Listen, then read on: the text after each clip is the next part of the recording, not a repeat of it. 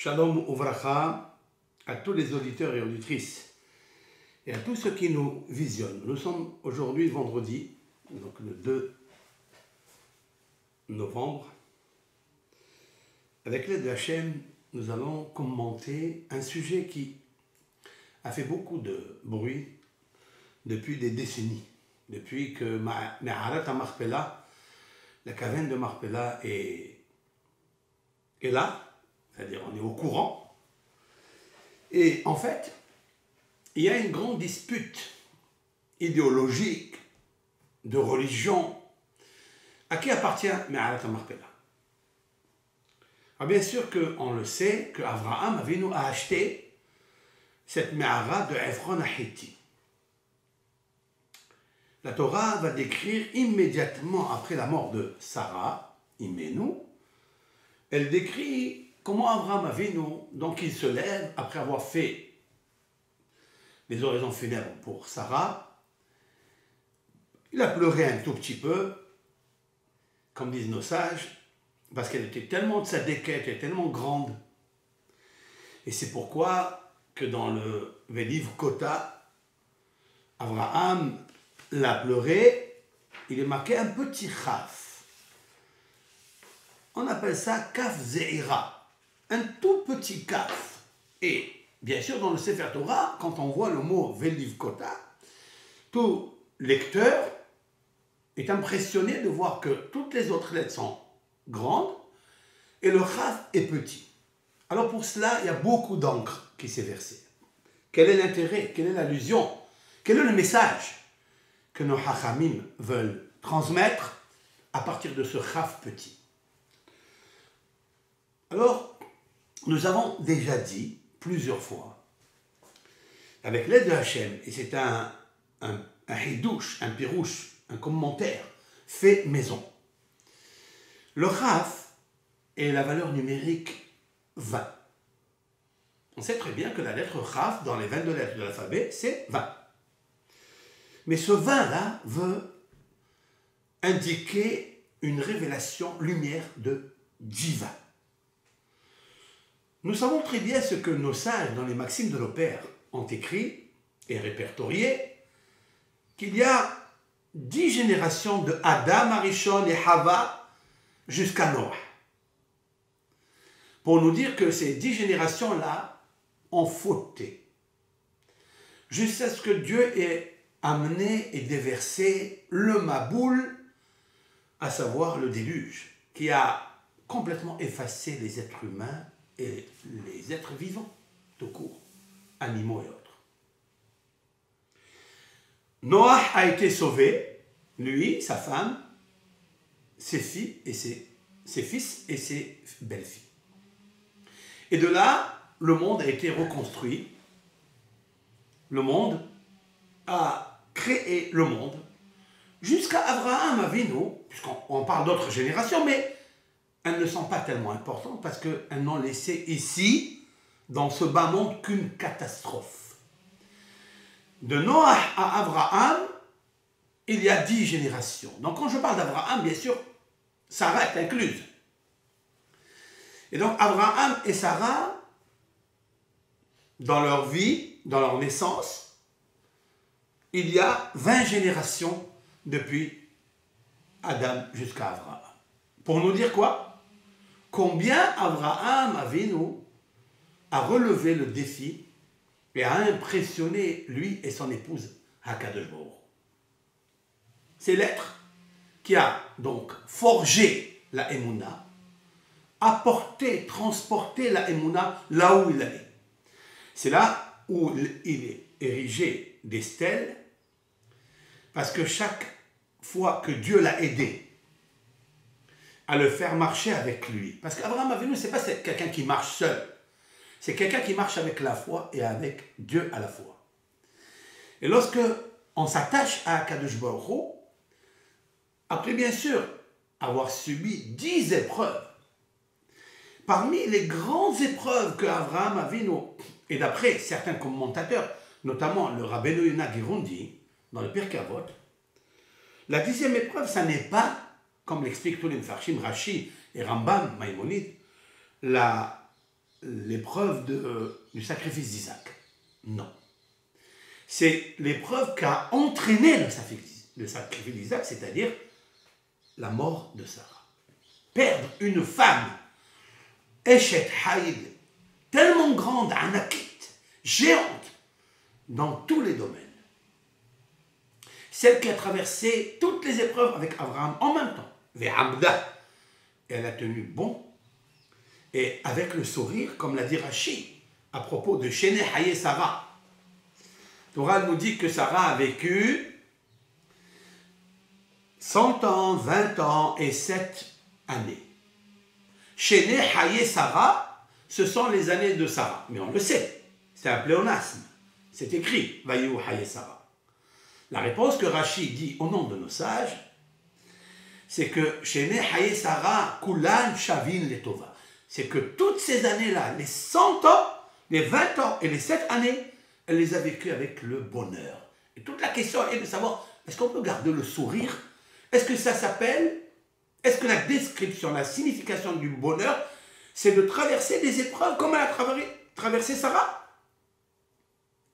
Bien sûr que oui. Pour ceux qui ont une vision, une direction au sens de la vie.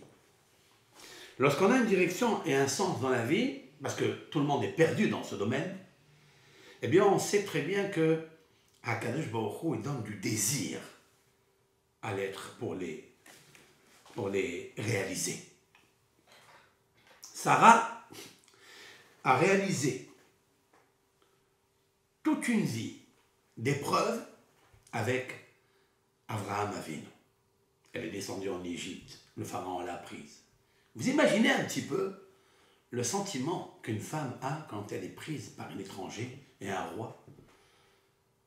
Le pharaon, elle rentre dans sa chambre, il a envie de commercer avec elle, si elle n'était pas de sa déquête. Parce que c'est marqué que Anaat Rechaim et Tzadikim Ra'ai. Vous imaginez un petit peu si Hazve Shalom, le pharaon l'avait touchée. Elle ne serait plus Sarah Emenu. Et Akadosh Baruch Hu l'a protégée. C'est là où elle était avec la force de la Emouna.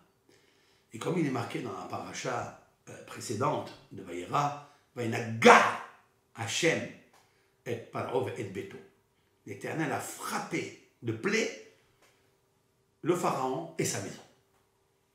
Qu'est-ce que c'est Vainaga? Rachid dit qu'il y a un malach, Sarah lui dit il frappe, et lui il frappe. Comment c'est possible des choses comme ça? Parce que quand on vit vraiment dans la Emouna, avec Akadosh Baruch Hu, il n'y a personne qui peut te toucher. Il n'y a personne qui peut t'affecter ta Emouna, ta Kedusha, ta Hasidut, comme Sarah Emenu. Mais voilà que Sarah est morte pour cause de la Hakeda. Le Midrash raconte que le Satan est venu et lui a dit, écoute, voilà Sarah, tu sais que ton mari, le Zaken, le vieux, c'est toi qui as dit qu'il était Zaken, non? Tu avais dit qu'il était Zaken. Vadoni Zaken. Lorsque les anges ont dit que tu vas avoir un enfant par Abraham, tu t'es un petit peu moqué. Et tu as dit, comment est-ce possible? Alors que mon mari est Zaken. D'ailleurs, Akadosh Baruch Hu avait déformé. L'Éternel avait déformé à Abraham que Sarah, elle a dit qu'elle est vieille. Pourquoi Akadosh Baruch Hu, entre guillemets, a changé les paroles de Sarah, disent nos sages? Parce qu'en fait, il n'a pas voulu créer à Abraham un problème, que sa femme dit qu'il est vieux. Alors il a changé Mipene Darke Shalom. Pour avoir le Shalom entre Abraham et Sarah, il a dû changer les paroles de Sarah, qu'elle a dit qu'Abraham était vieux. Il lui a dit non, mais c'est elle qui est vieille. Mais toi, tu es jeune. Pourquoi? Parce qu'Abraham allait se vexer. Je n'ai jamais compris, et maintenant je vais vous le réveiller en vous, Abraham va se vexer parce qu'on dit qu'il est vieux. Un homme qui se jette dans une fournaise, vous croyez qu'il fait attention à des petitesses comme nous, quand on dit que tu es moche ou que tu es laide, qu'on se vexe? Aujourd'hui, tu n'as pas mis une belle robe, aujourd'hui, tu n'as pas mis un beau costume. On se vexe de n'importe quoi et de n'importe quelle parole. Abraham, on va dire de lui qu'il est vieux Alors, on a peur qu'il se vexe. Ça n'est pas pour Abraham, ça. C'est quoi cette histoire? La réponse. Oui, il va se vexer que Sarah dit de lui qu'il est vieux. Pourquoi? Parce qu'on vient de voir dans cette paracha qu'Abraham Avinu à 99 ans, malade, le 3e jour, après une circoncision, sans anesthésie et sans médicaments pour calmer la souffrance de l'opération, sauf la lithothérapie, c'est-à-dire que la chromothérapie, le soleil, qui lui guérissait Abraham.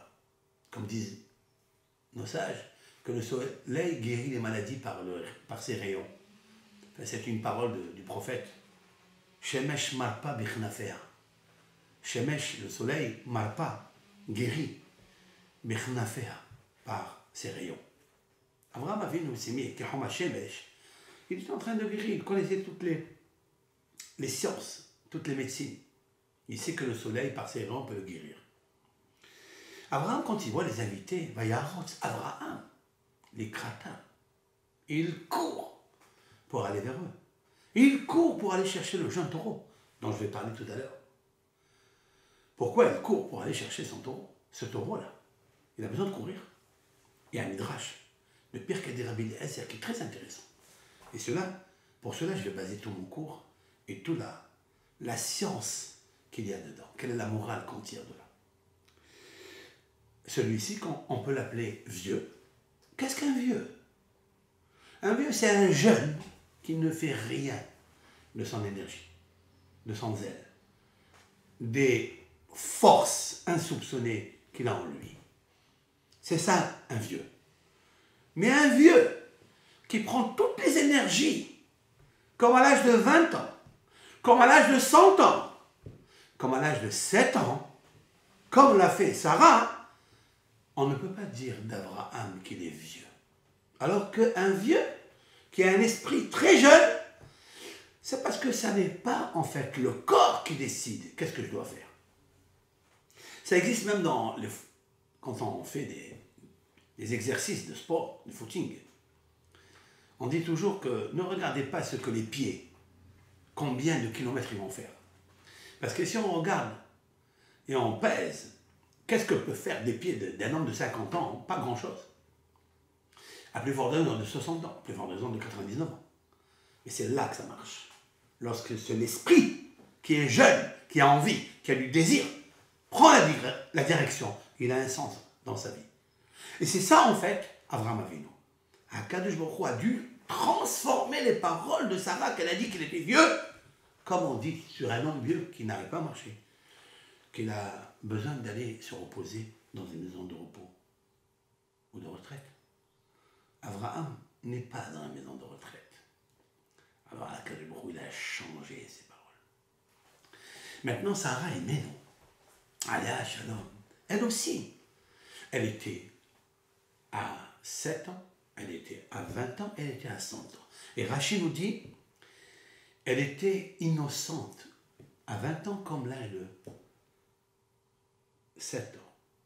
Et elle était belle comme l'âge de 7 ans. Et elle était vive et sans faute à l'âge de 100 ans. Qu'est-ce que ça veut dire?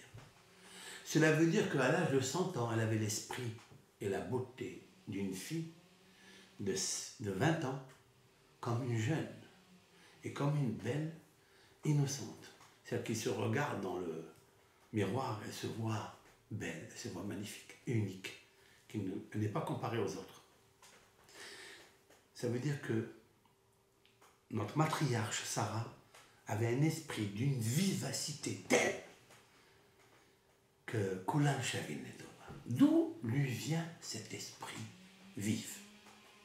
C'est ça que j'ai besoin moi aujourd'hui. C'est que je ne veux pas vieillir. Je veux garder l'esprit jeune. Il y a beaucoup de synagogues de jeunes qui se créent. Mais quel est le secret? Alors il y a beaucoup de personnes, il y a beaucoup de dirigeants communautaires, soit des présidents, soit des rabbins, qui n'acceptent pas ça. Pourquoi tu n'acceptes pas qu'il y ait des jeunes? Parce qu'il y a une critique par rapport à ces rabbins, à à ses présidents, à ses fidèles. On dit en cric, ils sont trop âgés ceux qui sont là. Quelle erreur! Créer là une synagogue de jeunes, bien sûr qu'il faut la créer. Il faut donner bin'arenu, biskenenu, neler. Lorsque le pharaon a demandé à Moshe Rabbeinu qui va partir alors faire le service divin dans le désert, Moshe Rabbeinu lui a répondu bin'arenu, nos jeunes, ou biskenenu, et nos vieux. Neler, on marchera. Moshe Rabbeinu a devancé la primauté, l'urgence. Bin'arenu, il faut que les jeunes ils soient. Regardez dans la paracha, lorsqu'Avraham Avinu il amène donc le jeune taureau, il donne à Vaïtel et la Nahar. Il a donné aux jeunes, c'était Ishmaël, la Rasot Oto, pour le faire. C'est-à-dire, il lui a dit, fais la shhita.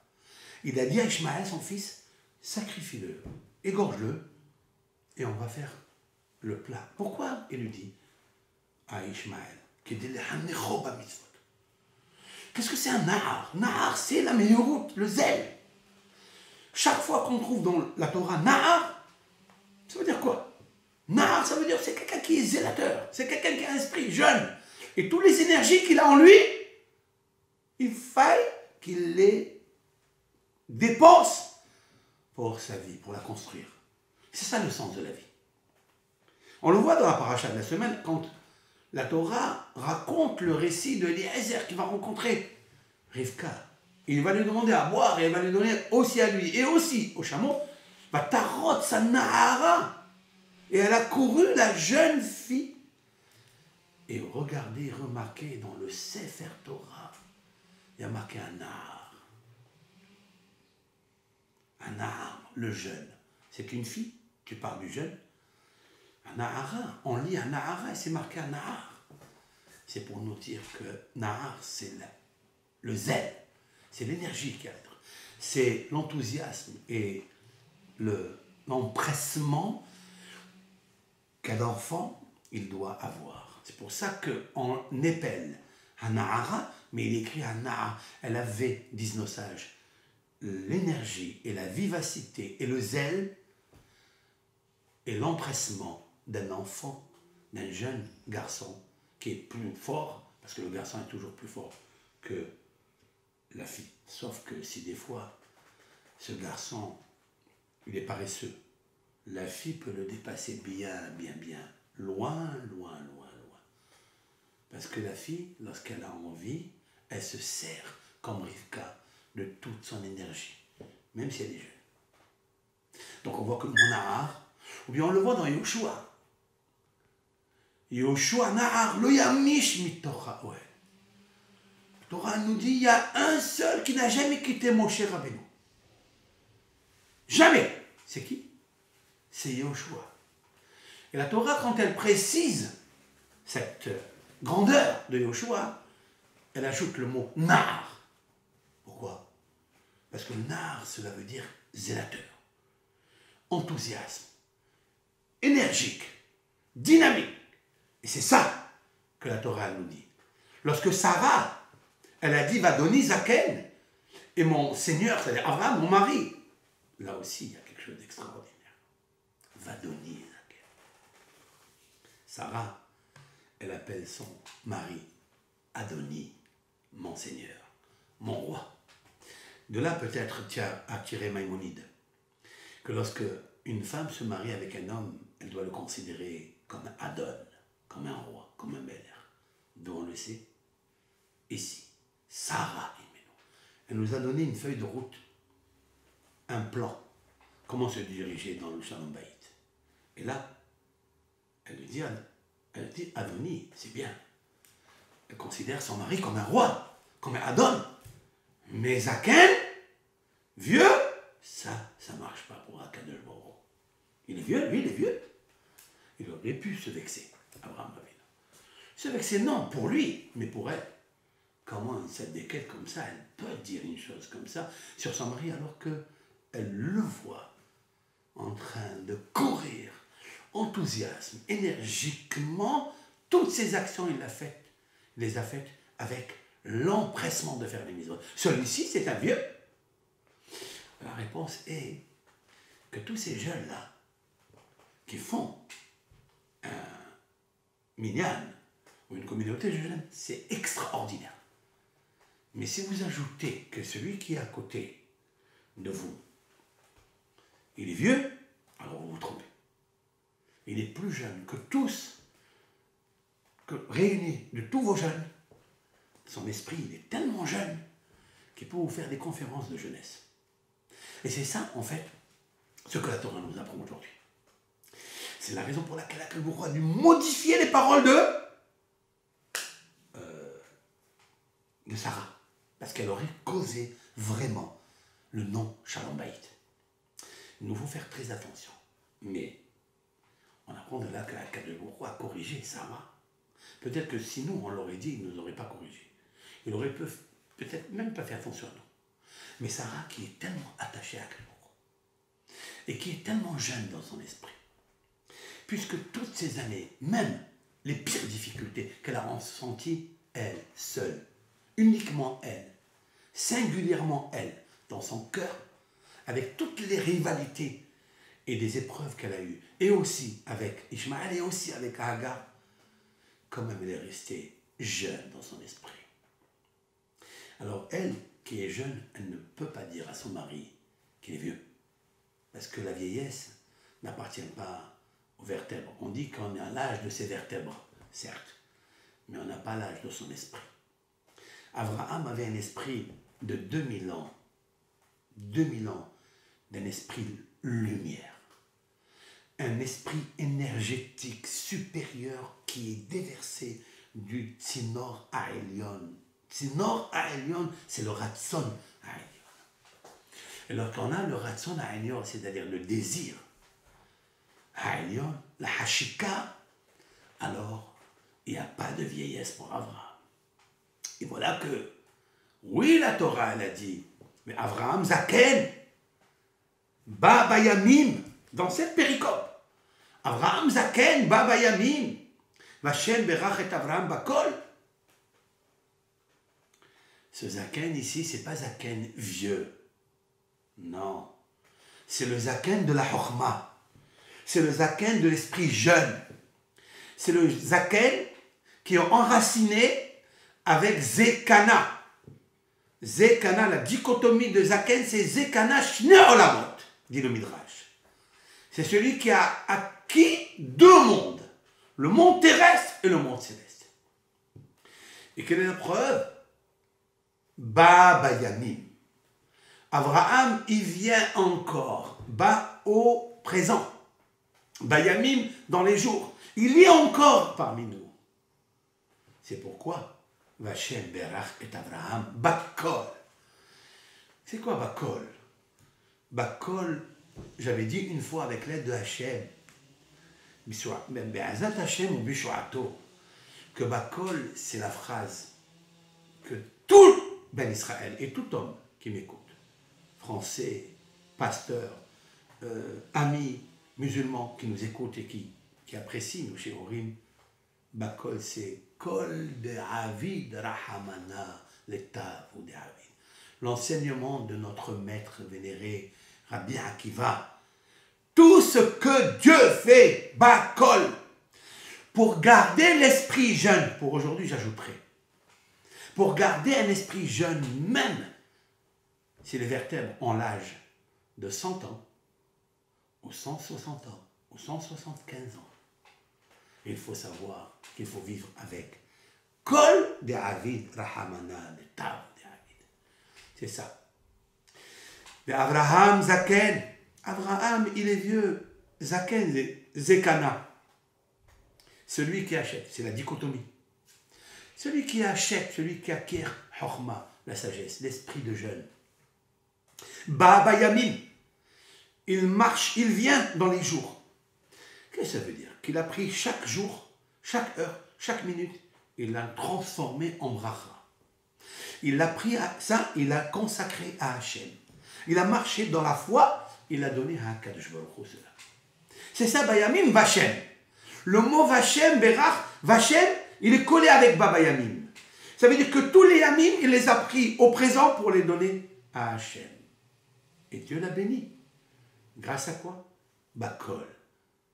bah, kol mikol kol. Tous les avot akdushim, ils ont vécu avec le mot kol de avid rahamana, l'état ou de avid. J'explique. Tout ce que Akadosh Baruch Hu a fait, c'est pour le bien. C'est pas maintenant qu'il a été dit. C'est pas Rabbi Akiva qui l'a inventé. Rabbi Akiva, il l'a juste dévoilé.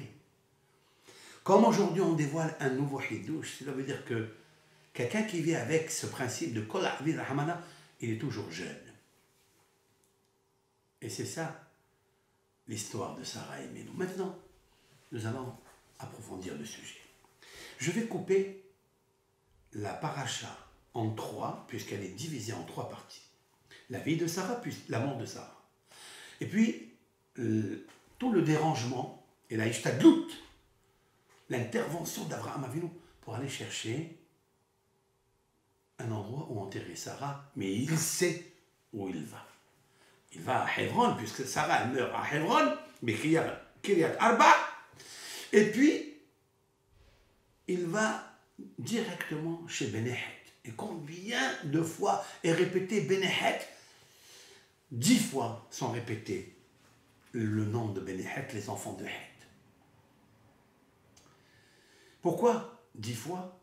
La Torah, elle a donné une révérence, elle a donné une valeur éternelle aux enfants de Het, parce qu'ils étaient pour lui le commercial, pour parler avec Ephron. Il y a un midrash qui dit qu'Abraham n'a jamais rencontré Ephron.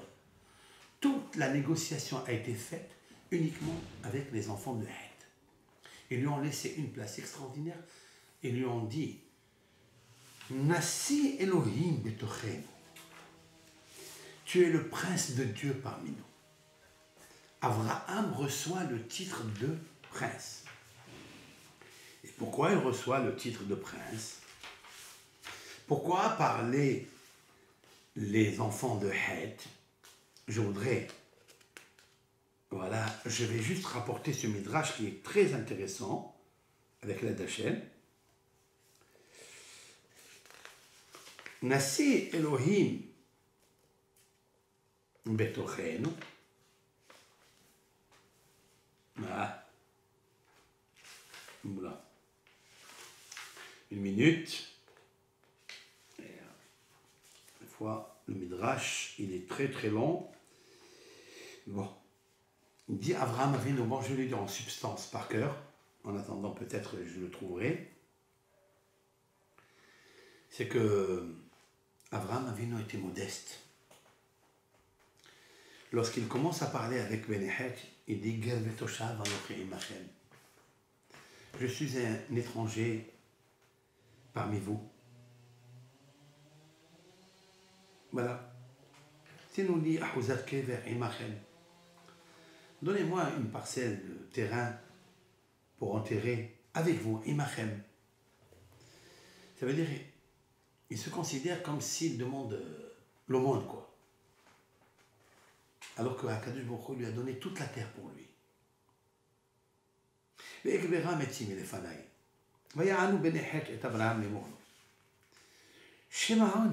Écoute-nous. Adoni, notre Seigneur. Nessi Elohim Atta Betochenu. Tu es Nassi, ça veut dire président. Tu es Seigneur d'abord. Adoni, Seigneur. Nessi, président. Elohim.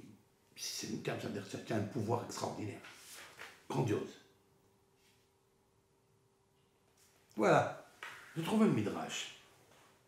La Mazachalekar, le midrash demande pourquoi Abraham a mérité que les enfants de Het, qui vont être marqués 10 fois dans le même sujet, on n'a jamais vu dans 3 ou 4 Pesukim répéter le nom du personnage 10 fois. Pourquoi ici? Et donc Abraham Avinu va mériter quelque chose. Et pourquoi il mérite? Et là, Bo ur'e an vatenuto shel Abraham Avinu. Midrash dit, viens voir l'humilité, la modestie d'Abraham. Shivtihu HaKadosh Baruch Hu latet lo ulzaro et haaretz had ha'olam. c'est que l'Éternel a promis à Abraham de lui donner la terre d'Israël, à Adolam, lui et à sa descendance. Je traduis le texte écrit il y a 2000 ans.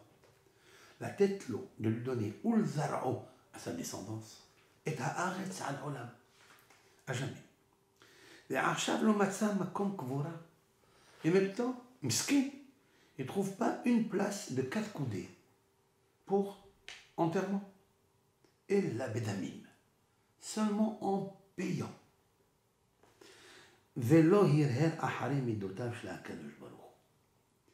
Il n'a pas, il ne s'est pas insurgé, même dans sa pensée, après le comportement ou les actions de Hachem. Chez l'autre, il n'a pas riposté, il ne s'est pas rebellé. Velord, pas seulement cela. Et là, chez l'autre, dit Père, et là-bas, quand il a parlé avec les Bénéhet, il n'a parlé qu'avec la modestie. Chez les Emar, Ger vetoshav anochi, amarlo akadosh baruch. Donc lui, quand il parle, en fait, c'est à lui, c'est Dieu. Et il parle avec eux, il leur dit, écoute, s'il te plaît, moi je suis Ger vetoshav. Je suis un habitant, je suis un citoyen parmi vous, et je suis un étranger. Amarlo akadosh baruch. Il lui a dit à Kadosh Baruch Hu dans la prophétie, Ata ishpalta et atzmech. Toi, tu as baissé ton orgueil. Hayecha, sur ta vie, il jure. Akadosh Baruch Hu jure sur le nom de la vie d'Abraham. She'ani misimcha Adon venasi Elohim. La première parole que diront les Bnehet, c'est moi qui va leur dire, de dire, Nessi, tu es Seigneur. Elohim et Adon, c'est-à-dire tu es Seigneur et tu es président et tu es Dieu. C'est-à-dire tu as un pouvoir. Quand on dit Elohim, ça veut dire pouvoir. Mais Mivhar Kevarenu, ils lui ont ajouté quelque chose. Ils lui ont dit, toi tu dis, donne-nous Ahuzat Kever, donne-nous une partie, une parcelle, un petit morceau de Kever ou enterré. Ils lui ont dit, Bemivhar Kevarenu, dans le meilleur de nos caveaux. Qu'est-ce que ça veut dire, dit le Midrash? Mais Kivre Melachim ou Gdolé Malchut. Tu vas être enterré, elle va être enterrée là où sont enterrés tous les rois qui étaient jusqu'à là et tous les grands de la royauté. Mais comme Abraham, Abraham se leva, vaishtahu, et il s'est prosterné. À qui il s'est prosterné? Il s'est prosterné à Kadosh Baruch Hu, bien sûr. Mais le Midrash, il nous dit quelque chose d'extraordinaire. L'olam yahzik adam tova la makom sheyesh lo hana'a mimenu. Toujours un homme, il doit être reconnaissant et remercier l'endroit où il profite. Abraham, il se prosterne, pas seulement qu'il dit merci, comme nous avons l'habitude, nous.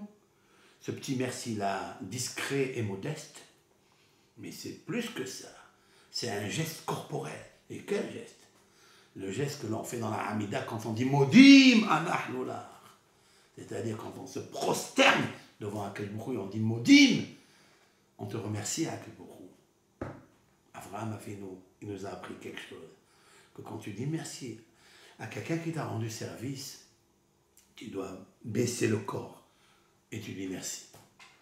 Il y a un autre midrash qui dit qu'en fait il s'est prosterné à Akadosh Baruch Hu, il leur a dit merci à eux. Mais ce petit midrash là qui se trouve dans Midrash Rabbah, il dit pas ça. Il dit que Véhémet, il s'est prosterné à Bnehet. Pourquoi? Parce qu'ils vont lui rendre un service comme ça, grandiose. Oui, oui, oui. Il est reconnaissant à sa femme, Sarah. Et le stratagème qu'emploie Abraham Avinu, c'est qu'il va l'amener à Me'arat, à Marpella, que lui seul, pour l'instant, connaît le secret qui est enterré dans Me'arat à Marpella et que personne ne dise qu'avant il le savait. Parce que si les rois, les Pélishtim, les pharaons, les Kénaanim, les Hittim, les Périzim qui habitaient en Eretz Israël avaient su que Adam Arishon et Hava, c'est-à-dire les premiers hommes, femmes qui ont été créés par l'œuvre directe de Hakadosh Baruch Hu, ils auraient d'abord déterré ces corps et ils auraient fait une stèle pour la Avodah, dit le Zohar HaKadosh. Ils auraient fait des analyses sur le corps que Dieu a créé. Ce n'est pas papa et maman qui ont créé ce corps, c'est Hakadosh Baruch Hu, directement. D'abord Adam, et de Adam, par la côte, par l'os, il a créé Hava. Tous les scientifiques, et combien intelligents, et l'Égypte, auraient fait des analyses sur le corps, comment il a été créé. Et de cela, ils auraient pris le corps de Adam Arishon, même squelette, et de Hava, ils l'auraient posé dans un musée pour regarder d'où est venu cet être. Est-ce qu'il est venu de papa et de maman? Ou bien non. Est-ce que peut-être il est venu d'un singe? Par l'évolution et la révolution. Ils auraient fait toutes les analyses et les opérations qu'il faut pour dévoiler d'où viennent les cellules, comment il est constitué. Est-ce que d'un sperme ou bien d'un singe, d'un animal? C'est pour ça qu'Akadosh Baruch Hu, incognito. Personne ne sait qui est là-bas. Le seul, c'est Abraham Avinu. C'est la raison pour laquelle il dit, faites-moi un rendez-vous avec Ephron. Ephron lui-même ne sait pas cela. Car s'il le savait, il n'aurait jamais vendu. Il aurait fait un musée. Puisque c'est un homme qui est avide et vide de sens. Mais il est avide d'argent et de biens. Nivhal lehon ish ra'ain. Le roi Shlomo a dit dans les proverbes, Nivhal, celui qui est la folie. Lehon, hon c'est l'argent. Kesef, avec le kesef il va avoir le kavod, il va avoir la royauté, il va avoir un patrimoine extraordinaire. Ish ra'ain, un homme qui a un œil mauvais. C'est qui? De qui? Pour qui il dédicace ce proverbe, le roi Shlomo? Ze Ephron. C'est Ephron, Nivhal, c'est la boulimie de l'argent. Il a dit, je te la donne, après il lui a dit, hey, pèse-moi 400 shekel kesef. Et à l'époque, c'est des millions d'euros. Des millions d'euros. Mais des millions d'euros, c'est rien. Il aurait pu faire un musée, sachant que Adam et Hava étaient là. Il aurait expérimenté ça par des scientifiques, des médecins professionnels, pour dévoiler le corps. Est-ce qu'il a été créé, ce corps de Adam et de Hava, par un être humain, papa et maman? Ou peut-être par un singe? Par les animaux, comme dit Darwin, qui est une maison ruinée, dar, en arabe, dar, c'est l'habitation. Ruine, c'est la ruine. C'est une ruine de l'habitation. Ça veut dire que tout ce qu'il a dit, c'est du hevel balik. C'est du mensonge. C'est une vue d'esprit. On n'aurait analysé. Mais Adam et Hava, non, non, non, non. Abraham Avinu, il dévoile que ce sont les êtres directement de l'œuvre de Dieu. Et c'est là où il y a la grandeur d'Abraham Avinu. Mais ma question, elle est, et que le Midrash demande, d'où on sait, et d'où il sait Abraham que Adam et Hava sont enterrés dans Me'arat HaMarpela? Puisque, en fait, si Abraham il décide que Sarah soit enterrée là-bas, lui-même, il a acheté pour lui, il a acheté pour Yaakov et Léa, il a acheté pour Yitzhak et Rivka. Pourquoi ils sont enterrés là-bas? Ça veut dire que c'est un endroit très privilégié. Hebron, Kiryat Arba. Kiryat Arba, il y a 4 personnages sur laquelle est nommé Me'arat HaMarpela. 4 personnages du Midrash. Eshkol, Aner, Mamre et Avraham. Et le Midrash rapporte des traçabilités dans toute la Bible, les 24 livres de la Bible, Un jour, on l'appelle Nahal Eshkol, un jour on l'appelle Aner, un jour on l'appelle Mamré, et une fois on l'appelle Abraham ici. Hassadé Asher Kana Abraham. Depuis, Abraham a révélé Adam Arishon, mais ni Aner, ni Eshkol, ni Mamré, qui étaient des amis, camarades d'Abraham Avinu, n'avaient pas connaissance de Abraham, de Adam Arishon et Hava qui étaient là. Seulement Abraham. Mais là, j'ai deux questions. Alors, bien sûr, vous allez me répondre à ma question, mais je vais aller plus loin que cela. Le Midrash dit, d'où il sait Abraham Avinu que Adam Arishon est enterré là. D'où il sait. Alors, il y a une grosse question dans la paracha de la semaine dernière, et cela est révélé par Rabbi Eliezer ben Orkanos, le maître de Rabbi Akiva. Dans son Pirkei des Rabbi Eliezer, il nous dit quelque chose d'extraordinaire. D'où il sait, Abraham Avinu, que Me'at HaMachpelah, là, est enterré.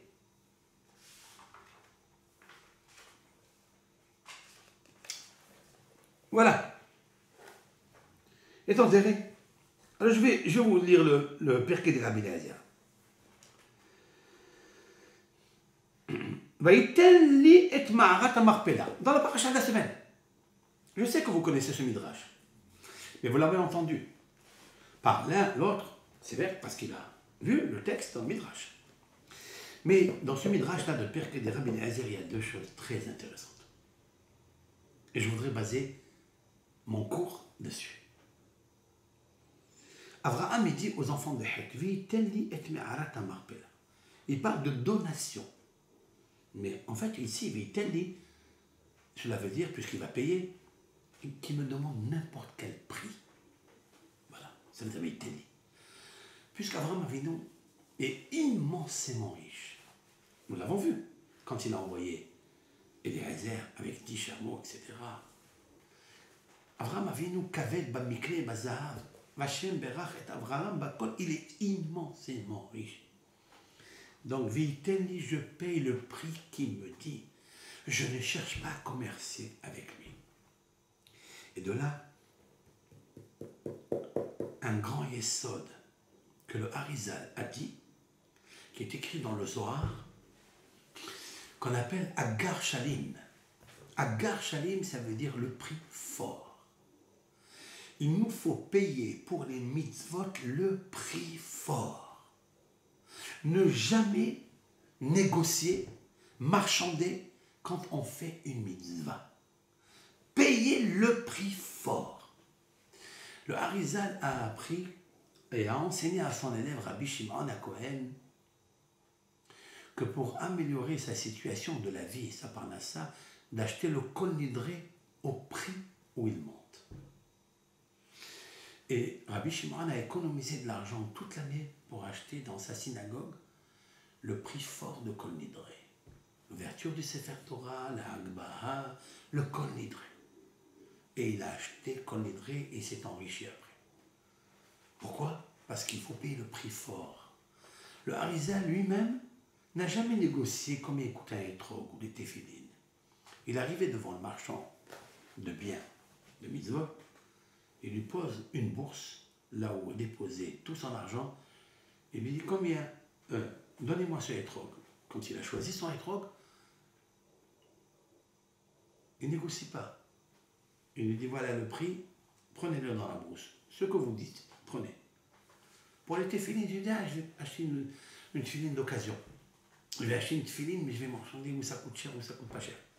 Si les téphilines sont beaux, s'ils sont écrits avec Kedusha, avec un Sofer Yerei Shamayim, qui ne parle pas au téléphone au moment où il écrit les téphilines, ou au Sefer Torah, ou qui ne parle pas au téléphone quand il a ses téphilines au moment où il prie. Parce que ça arrive malheureusement. On est en train de prier, je suis Sofer, et je sais que j'ai un client en Amérique qui va me commander un Sefer Torah, et il m'a appelé au moment où je dis Baruch She'amar Ve'aya Ha'olam Baruch Hu Alléluia Leshabeh. Je reçois, avec mes téphilines, je reçois ce téléphone. Il est devant moi parce que j'attends ce client et je lui réponds. Ça peut arriver. Donc tu as préféré le prix pour ta parnassa. Certes, il y a toujours des raisons, et des raisons valables. C'est pour ta parnassa, mais ce n'est pas le moment de le faire.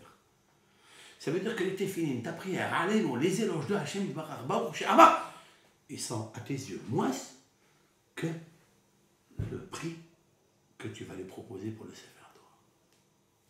Pour éviter tout cela, il faut mettre dans sa tête que le prix fort, c'est la mitzvah. Et que l'argent n'a aucune signification pour cela. Si c'est une mitzvah shlema, paye un salaire chalet. Agar shalim. Ça peut arriver aussi un kolelman. Il y a ce qu'on appelle une association entre Zevulun et Sarah. Zevulun, c'est quelqu'un qui travaille, Sarah, c'est quelqu'un qui étudie. Le Zevulun, il doit choisir le Issachar, celui qui ne parle pas au moment de son étude. Celui qui est assidu, plongé dans son étude. Et si c'est nécessaire, quelqu'un qui écrit des Hidushim. Et faire avec lui un contrat de lui dire, étudie, ne parle pas, à plus forte raison, ne prends pas le téléphone, même pour répondre à une halakha ou à autre, et étudie, et moi je te donne tant. Ne négocie pas avec lui. Ça veut dire, même si la règle est de 400 €, 500 € par CDR par après-midi, mais toi tu lui donnes 1000 € pour l'après-midi. Les 1000 €, c'est insignifiant devant Agar Shalim, devant une étude qui se fait parfaite, sans interruption. Ça, il y a beaucoup d'exemples dans ce domaine-là. Et le Zevulun, il doit chercher ça. Maintenant, d'où le Harizal, il a appris Agar Shalim. D'où il a appris de Shlomo HaMelech, c'est un Zohar Kadosh. Je ne citerai pas tout le Zohar. Shlomo HaMelech, lorsqu'il a fait ramener Ashmedai par son général, Ashmedai savait où se trouvait le Shamir. Le Shamir, c'est un ver qui, là où il marche, là où il rompt, ce ver, le ver de terre, hein, c'est un ver vivant, hein, là où il rompt, il coupe. Il peut marcher sur une table, il la coupe. Il a des rayons laser à l'intérieur de lui, c'est une scie électrique, il scie tout, sauf le plomb, sauf l'amiante. L'amiante, dit le Talmud, que ce Shamir ne peut pas couper. Avec quoi Shlomo HaMelech, il a construit le premier temple avec des roches. Regardez là-bas, les grosses pierres. Et vous voyez qu'elles ne sont pas carrées, elles ne sont pas rectangles, des fois ovales, des fois mi-ovales, mi-rectangles. Pourquoi? Et comment là? Est-ce qu'il y avait les prêtopelles, où il y avait un burin, où il y avait une machine électrique pour couper ces roches? Non, par le Shamir. Mais ce Shamir-là, il fallait qu'il dévoile où était caché. Vous avez vu que même Shlomo HaMelech, sage, aussi sage qu'il était, même kabbaliste, même navi, même prophète, il ne sait pas où se trouve le Shamir.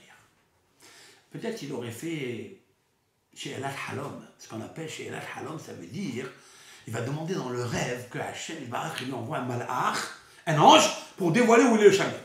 Il n'a pas pu faire ça. Alors comment il a fait? Et il sait que le Shamir se trouve chez Ashmedai, le roi de démons.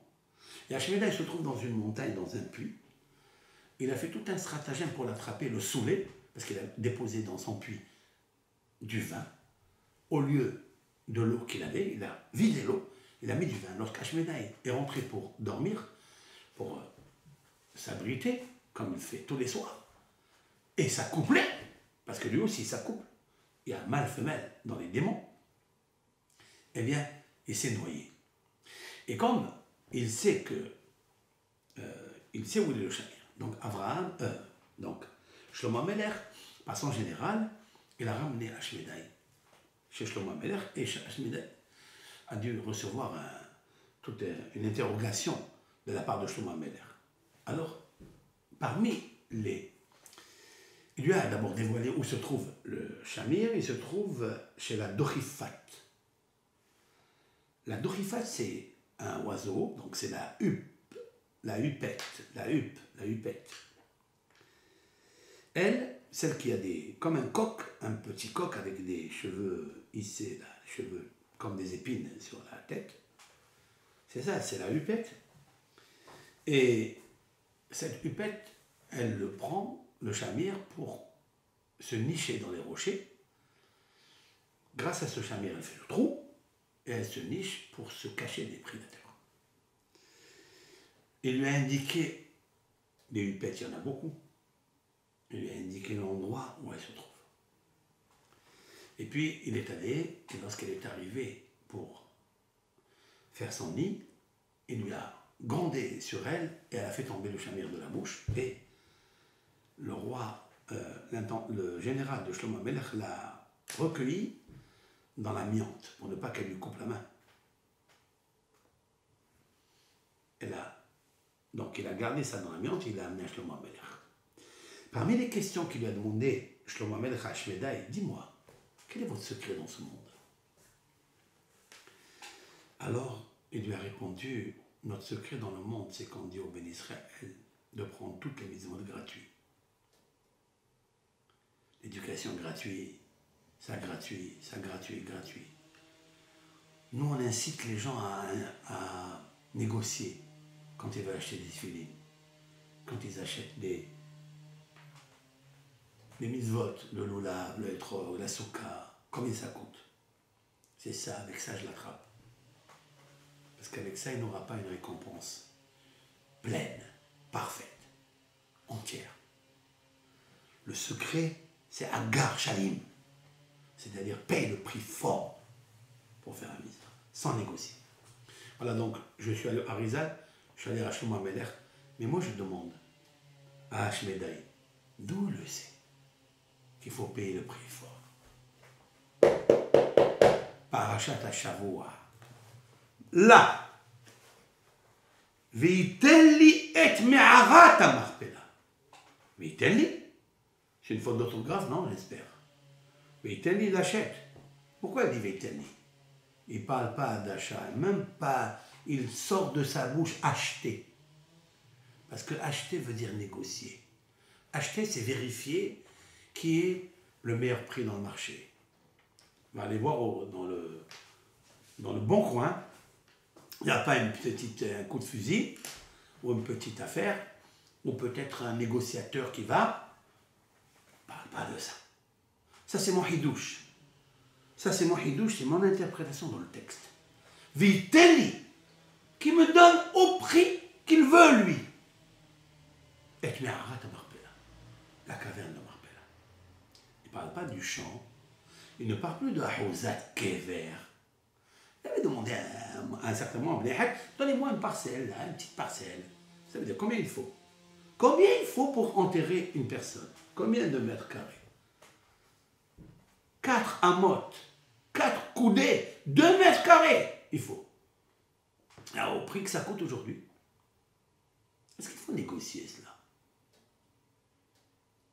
Est-ce qu'il faut négocier les 4 mètres carrés ou les 2 mètres carrés qu'on achète? Ou bien non, il faut apprendre d'Abraham que quand on enterre un proche, il faut payer le prix fort. Il faut payer le prix fort. C'est pas grave. Et là, Abraham Avinu, il nous apprend un grand yesod. Que pour sa femme, il faut payer le prix fort. Voilà comment on devient riche. C'est pas maintenant qu'Abraham Avinu il dévoile qu'il faut payer le prix fort, il faut acheter le plus beau cadeau pour Sarah. Non, depuis longtemps, Abraham Avinu il a fait ça. Si seulement je réalisais ce que je disais, ce que mes oreilles écoutent, je serais devenu très riche. Très très riche. Si je ne suis pas encore, je suis riche, parce que je suis content de mon sort. Et je monte comme un ressort. Même si ça n'est pas de mon essor. Et je trouve toujours des sponsors. C'est vrai. Mais je serais devenu très très riche parce que j'aurais eu la richesse de Dieu, parce que lui me l'a demandé. Que celui qui honore sa femme, et celui qui donne à sa femme le plus beau cadeau, il le devient. Lui le cadeau. D'où je le sais. Vitelli et Me'arat Marpela. Qui me donne au prix qu'il veut. Maintenant, Rabbi Eliezer ben Orkanos, dans son chapitre 36, c'est un livre exceptionnel de Kabbalah. Il y a beaucoup de commentaires, de commentateurs, j'allais dire d'abord, sur ce livre. Parce qu'il est tellement une source de connaissances kabbalistiques, de midrashim inconnus. Rabbi Eliezer les a reçus de ses maîtres. Rabbi Eliezer est le maître de Rabbi Akiva dans la Kabbalah, dans la mystique juive. Marassé Merkava, il connaissait le carrosse céleste au bout des doigts. Rabbi Eliezer, ça fait 2000 ans. ולמה בחר ורצה במערת המכפלה? Et pourquoi il veut, il choisit מערת המכפלה, דווקא, seulement. Il manque des endroits, Be'er Sheva, où enterrer Sarah, peut lui faire le plus beau monument historique. Qu'est-ce qu'il va là-bas? Qu'est-ce qu'il cherche là-bas? Abraham כרת ברית עם עמי הארץ. כשנגלו המלאכים עליו, היה סבור שהם אורחים מעמי הארץ. Abraham, âgé de 99 ans, circoncis et au troisième jour, a fait un pacte d'alliance de Hesed avec des gens qu'il pensait que c'était des gens, mais c'était des anges. Les invités qu'il a reçus. Et à un moment très dur. Et il a couru à leur rencontre. Abraham, même à ce moment-là, qui était exempté des mitzvot, il a voulu leur faire une grande seouda. Et Amar le Sarah, il a dit à Sarah, la asot lahem seouda. De leur faire une seouda. Et c'est marqué dans le texte. Mahari, Lushiva, Siugot, Kei, Shelosh Sein, prends 3 mesures de froment, fais-moi du pain, des gâteaux, pour recevoir les invités, pas plus. Et lorsque je vois dans le texte, Abraham et Sarah n'ont pas servi les gâteaux. Ils n'ont pas servi le pain. Pourquoi? Et ça, personne ne le sait. Si ce n'est pas Rabbi Eliezer ben Orkanos qui nous le dévoile. Dans son chapitre 36. She'aïta lacha Sarah, ra'at adam nida. Il dit, lorsqu'elle était en train de pétrir le pain, Sarah, elle était indisposée. Elle a vu la nida. Elle a vu ses règles. Waouh! Elle a vu ses règles au moment où elle pétrissait le pain. Très intéressant ça. Lefikar lo igish lahem min ha'ugot she'afata. C'est pourquoi Abraham n'a pas servi les gâteaux qu'elle avait pétris. Kevan she'ayu temi. Puisque Sarah a eu ses règles, elle est devenue nida. Elle a impurifié la pâte. Et c'est pourquoi il n'a pas servi aux invités cela. Alors, qu'est-ce qu'il fallait faire?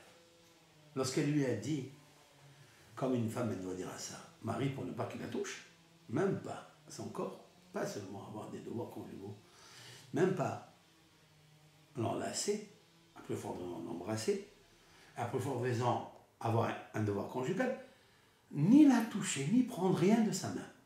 Qu'est-ce qu'il a fait, Abraham? Il dit, je ne peux plus me servir de Sarah.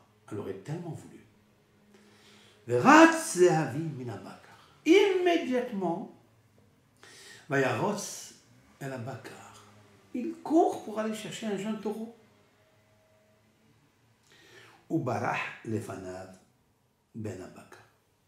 Qu'est-ce qu'il fait, le jeune taureau? Il se sauve. Tiens, il se sauve, et là, Abraham, il court derrière lui. Vous connaissez cette partie-là, vous la connaissez. Et il court et il rentre dans la caverne de Marpella. Abraham Avinu, il court pour avoir. Il dit pourquoi il se sauve? Ça veut dire que Akadosh Baruch Hu a fait un GPS, un Waze, par ce Hegel, par ce jeune taureau. Il va lui indiquer un endroit merveilleux, certes. Où Matsacham Adam et Hava, il a trouvé là-bas Adam et Hava, Shorvim al mitotehem, qui dormaient sur leur lit. Tiens, ce sont des lits maintenant. Les tombes, ce sont des lits. Et ils dorment. Veyeshenim, et ils dormaient. Venerot dolkin alem, et des bougies qui étaient allumées sur leur tête, sur leur lit, la tête de lit. Vereach tov alem, et une bonne odeur au-dessus d'eux. Kereach nihoah, une odeur agréable, efficace. C'est pourquoi Hamad, il a eu envie, mais ota sha'a et me'arat ha'marpela lahuzat karer. C'est pourquoi il a eu envie de cet endroit pour enterrer, l'acheter d'abord et enterrer. Il pensait que lui, il allait partir avant Sarah, mais c'est Sarah qui est partie avant lui. Et la question est de savoir, et pourquoi Sarah? Elle est enterrée immédiatement après Adam et Hava. Pourquoi pas Abraham, puisqu'il était plus âgé qu'elle? La normalité, le diagnostic, c'est qu'un homme meurt avant sa femme. Et on remarque ici dans la Bible que toutes les femmes sont mortes, ça déquête, avant leur mari. Rachel avant Yaakov, Léa avant Yaakov, Sarah avant Abraham. Et pourquoi?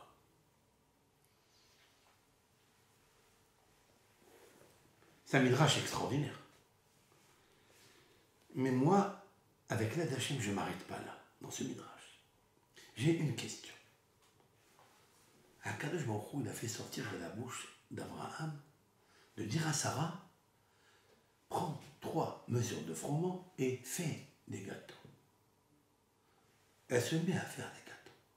Lorsqu'elle arrive à la challah, elle prélève la challah. Elle pétrit le pain. Lorsqu'elle pétrit le pain, il est impurifié. Elle n'a même pas besoin de faire la challah. Elle n'a même pas besoin de prélever la challah, puisqu'elle devient nida. Tiens, j'ai une question. Boré Olam, pourquoi tu ne l'as pas rendu indisposé à Sarah après avoir pétri le pain? Fais le gâteau, sers les gâteaux au Malachim. C'est sorti de la bouche d'Abraham. Pourquoi ça ne s'est pas accompli? Elle aurait pu faire ses gâteaux, servir les gâteaux, et après devenir Nida. L'un n'empêche pas l'autre. Devenir Nida à une femme qui a 90 ans, c'est déjà un miracle, alors qu'elle avait perdu ses règles. C'est déjà un miracle. Ça aussi, c'est une histoire à part. Mais pourquoi au moment où elle est lâche, où elle est en train de pétrir? Avec l'aide de Hachem, j'allais dire, ça n'est pas le veau qui a montré à Abraham l'endroit de Me'amat HaMarpela. C'est Sarah qui l'a montré. Sarah, Akadosh Baruch Hu, il a voulu que par elle passe la découverte et le dévoilement de Me'amat HaMarpela. Le taureau n'était qu'un intermédiaire, mais la source du mérite revient à Sarah elle-même. Pourquoi? Parce que c'est elle qui a provoqué qu'il n'y ait plus de pain, que le pain s'impurifie et que Abraham devra courir pour aller chercher quelque chose, peu importe, apporte du poisson, apporte autre chose. Et la Bakar. Mais à Bakar, il va dévoiler le kever, certes. Mais il est dit dans une phrase, et que Shlomi, mon ami, En psihata kever belodam. Écoutez ça, extraordinaire. On va se servir de cette phrase. En psihata kever belodam. Lorsque je lui ai dit ce midrash et le sentiment que j'ai pour Sarah, que grâce à elle, Hakadosh Baruch Hu va donc mettre Abraham au pied du mur pour aller chercher quelque chose à manger. On ne peut pas attendre. Les invités, ils attendent le temps du pétrissage, le temps de l'enfournage, le temps de... etc. Mais on ne reçoit pas parce que le pain est impur. Mais Abraham, il doit courir, certes. Et donc, il dévoile le kéver. Vous savez, comme on dit dans le Talmud, qu'une femme, si sa matrice s'ouvre, donc on appelle ça ptihata kéver. À ce moment-là, hein, c'est sûr et certain qu'il y a eu du sang qui est sorti. Alors j'ai dit comme ça, un ptihata kéver, c'est-à-dire la découverte, ptiha, c'est l'ouverture, le dévoilement, la lumière du kéver de Me'at HaMarpela n'a été dévoilée Bélodam, sans le sang qu'elle a eu Sarah au moment du pétrissage. Ça, c'est une parole sage et pétrie. Et donc, Akadosh Baruch Hu, il a donné un mérite extraordinaire à Sarah. Vous savez à quoi ça me fait ressembler? À ce que la Torah a dit à propos de Tzipora, la femme de Moshe. Lorsque Moshe l'a sauvé des bergers, vous vous rappelez l'anecdote que Moshe arrive devant la source d'eau, Be'er Hamayim, et Tzipora voulait abreuver donc les troupeaux de son père, puis puiser de l'eau. D'abord, qu'est-ce qu'ont fait les bergers? Ils les ont répudiés. Comme Moshe Vayosheam, s'est levé Moshe avec un esprit de justice et les a protégés. Il leur a donné à boire. D'abord, elles sont rentrées chez elles. Le père s'est demandé, mais pourquoi vous avez fait très vite aujourd'hui? Habituellement, il fallait faire passer tous les bergers de la ville avant que les filles puissent de l'eau. Et là, vous avez Madoua Mihaten Ayom, à propos du texte exact de la Bible. Madoua, pourquoi Mihaten? Comment ça se fait que vous avez fait vite aujourd'hui? Vous avez apporté l'eau, pas comme d'habitude. Alors, il leur dit une phrase qui a fait verser beaucoup d'encre. Ish Mitzri Hitzilanu Miyad Haroim. Un homme égyptien nous a sauvés de la main des bergers. Et nos sages disent, c'est qui cet homme égyptien? C'est Moshe Rabbeinu. Et pourquoi ils l'ont appelé un homme égyptien? Disent nos sages parce qu'il était habillé comme les habits d'un égyptien. Pourquoi? D'où il vient Moshe Rabbeinu? Il vient parce qu'il venait de fuir le pharaon. Le pharaon cherchait sa tête pour cause d'avoir tué, Moshe d'avoir tué l'Égyptien. Donc en fait, le sauvetage des filles de Lot, il est venu grâce à l'Égyptien que Moshe a tué. Moshe a tué un Égyptien et se sauve. À ce moment-là, les filles de Lot sont en difficulté. Il y a qui disent que même les bergers ont pris de Tzipora, ils l'ont jeté dans le puits, et Moshe donc l'a puisé dans les deux sens. Il l'a levé. De là, on puise son mazal dans le Be'er Hamayim, dans le puits d'eau. Parce que la femme, c'est de l'eau. Et en fait, ça n'est pas Moshe qui les a sauvés. C'est l'Égyptien que Moshe a tué, par lequel Moshe devait fuir. C'est lui qui les a sauvés. Dit le Midrash à ce propos. C'est comme un homme qui est en train de marcher au bord de l'eau. Et le serpent l'a piqué. Et on dit que si le serpent il rentre dans l'eau, l'homme il meurt. Mais si l'homme il rentre vite dans l'eau, l'homme vivra. Et le serpent mourra. Qu'est-ce que fait l'homme qui a été piqué par le serpent? Immédiatement il se jette à l'eau. Mais au moment où il se jette à l'eau, il va vivre lui, certes. Mais il voit un enfant en train de se noyer. Et donc, cet homme-là, lui, porte secours, il lui sauve la vie. La question que je vous pose, qui a sauvé l'enfant? C'est l'homme ou c'est le serpent? La réponse est le serpent. Oui, c'est vrai, c'est l'homme. Le serpent n'est pas rentré dans l'eau. C'est vrai. Mais à Kadosh Baruch Hu, mais Sabeb Kosibot Eilat Ailot, c'est lui qui détient et qui commande, télécommande toutes les interventions du monde. C'est le serpent qui a sauvé l'enfant. Sans la piqûre du serpent, l'homme n'aurait jamais fait une baignade Donc il y aurait eu la noyade. Le remerciement est pour le serpent. Tiens, c'est la première fois qu'il faut remercier un serpent maintenant. C'est lui qui a causé la mort. Mais des fois, quand Dieu il veut, il provoque et il cause la vie.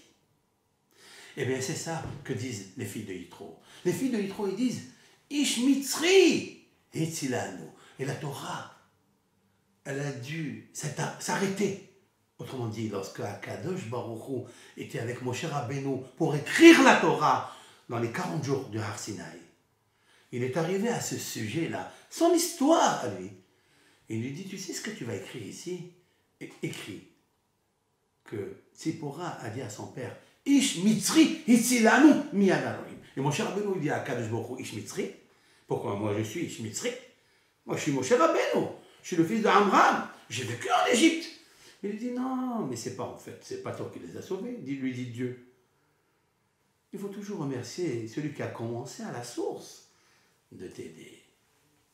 Alors, dans le remerciement, vous avez vu quel hurmat Torah, quel derech eretz qu'il faut avoir pour celui qui a commencé la chose, à l'origine de la chose. Toujours être reconnaissant à cette personne que peut-être tu ne connais pas, mais lui qu'il faut remercier. Des fois, même le serpent que tu ne connais pas, c'est ton ennemi. Il faut le remercier parce qu'à travers lui, Akadosh Baruch Hu, il a fait passer ton sauvetage. Dans cet ordre d'idées, je prends cette idée magnifique, géniale, et je la dépose ici. En fait, ça n'est pas grâce au taureau. Ça n'est pas grâce à ce veau. C'est grâce à Sarah, qui au moment où elle pétrissait le pain, elle est tombée nida, et Abraham a dû aller chercher une autre intervention. C'est vrai que ce Hegel-là, il est particulier. Le Zohar dit que ce Hegel, pourquoi il s'est sauvé? Pourquoi est-ce que maintenant il est tranquille dans l'enclos? Et là, il sort de l'ordinaire et il se sauve, il va à Me'at HaMachpelah. Pourquoi? La réponse est Raphaël Amalach l'a chevauché pour l'amener jusqu'à Me'at HaMachpelah. Raphaël Amalach l'a chevauché et lui a indiqué la route. Quel Waze, quel GPS extraordinaire que Dieu a envoyé à Abraham. Maintenant, j'ai une question. Le Vort, le Hidouche, il est beau, il est vrai. Mais je veux dire une autre question. Et pourquoi Sarah, elle tombe nida au moment où elle pétrit le pain?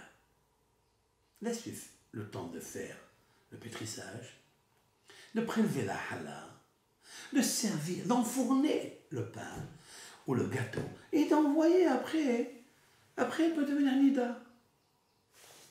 La réponse est, de là, je dévoile que Sarah, c'est le Gilgoul de Hava.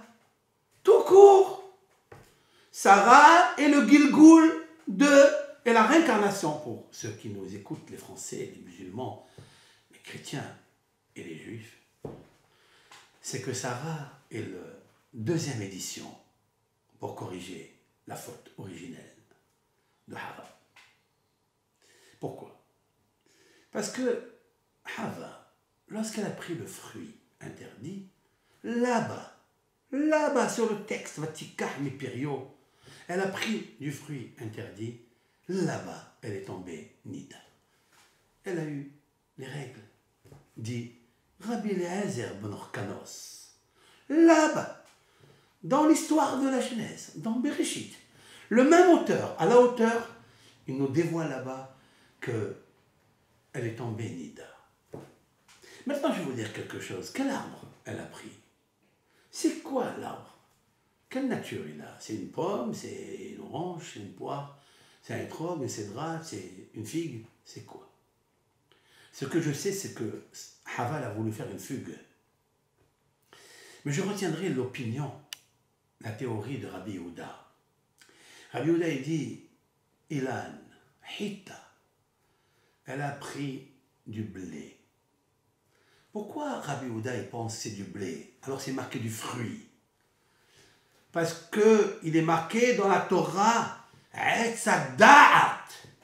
Le prix le fruit de l'arbre de connaissance. Y a-t-il un fruit qui s'appelle le fruit de connaissance? Je ne connais qu'un seul. C'est Hita, c'est le blé. Car disent nos sages dans le Talmud qu'un enfant ne se met à parler, c'est-à-dire à communiquer avec toi, papa, maman. Ça veut dire da'at, ça veut dire avoir la communication.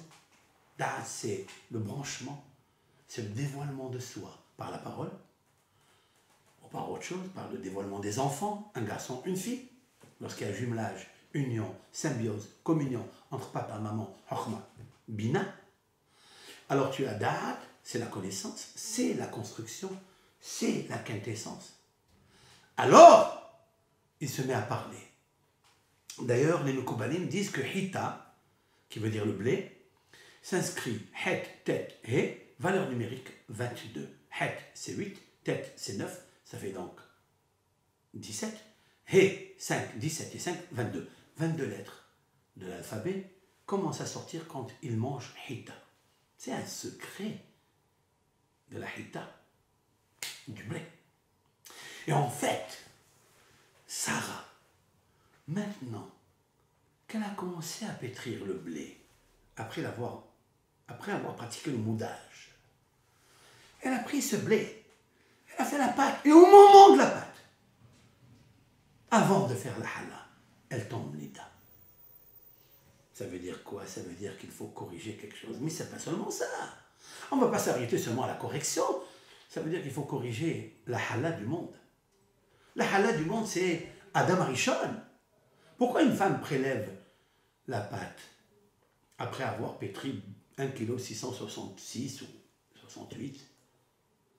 Pourquoi elle prélève cela? Pour cause d'avoir causé l'impurification à Adam Arishon, qui est le premier prélèvement de la pâte que Dieu a pétrie.